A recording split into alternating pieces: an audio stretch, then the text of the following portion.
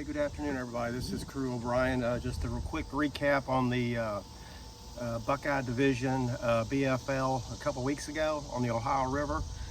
So again, Ohio River, it's a grind place to fish.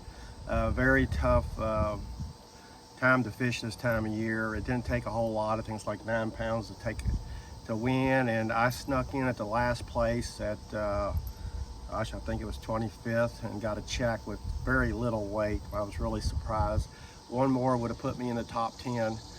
So what I did was I started on the main river. I fished like 4 places out on the main river, and I did catch some short ones out there that were about a 1/4 inch short. I caught 3 of them out there, and I actually caught them on a Bass Reaper double tap. It's kind of like a stick bait. I was using a 1/4 ounce tungsten weight from First Contact, and the gear I was using was the King speed dimming rod and the King bassinator reel, which is a good combination to use out there or anywhere really. But that's what I caught the smaller ones on. But then when I was on the creek, I found an area where they were blowing up on a Thursday and I threw everything Thursday to try to get a bite, and I couldn't get a bite. And you know, actually I caught my fish places I didn't even get a bite in versus where I did get bites and went there and didn't get a bite. So, and the water come up some from Thursday to Saturday. I went into the area where those fish were blowing up, and I fished the shady side because the sunny side, the shad was already active and there were some fish already chasing. So I figured the shady side, where there was less shad activity, I could trigger a bite on that isolated wood that's below the water you couldn't see. So what I was doing was I was throwing that a Stanley 1/4 ounce buzz bait with a trailer on the back of it, black and blue, which I love to throw black. And I was using that on the King Royal Select rod, a 7-foot rod with the King Royal Legend 2 reel.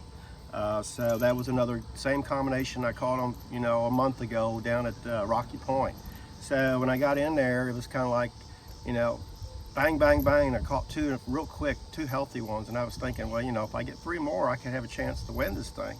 But, you know, I never got another bite in there. I mean, they were still busting all around, mixed with stripers. And I know there was a lot of largemouths. I mean, my partner, we worked our butts off. So just kind of like an example, when you see those kind of places, there is some bait that will trigger those fish to bite. And the reason why I know that by experience is I was on the Arkansas River fishing a Bassmasters tournament once, and I was in this creek and there was this pocket, and it was a pretty long pocket and had vegetation around all the way around it, and these fish were busting on the shad. So I made a pass through there one time, I didn't catch one.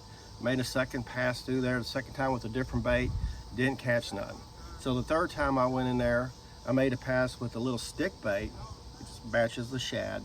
And I tell you what, it was like somebody turned the light switch on. It was game on. I think I caught 4 limits, 5 fish limits in there just making that one pass because of that slight change in that bait. So somewhere where you see those fish busting, they're gonna bite something. I mean, they're feeding on them shad, and you just gotta figure out what that they want that's gonna make that difference to trigger that bite. And once you do, it's going to be game on.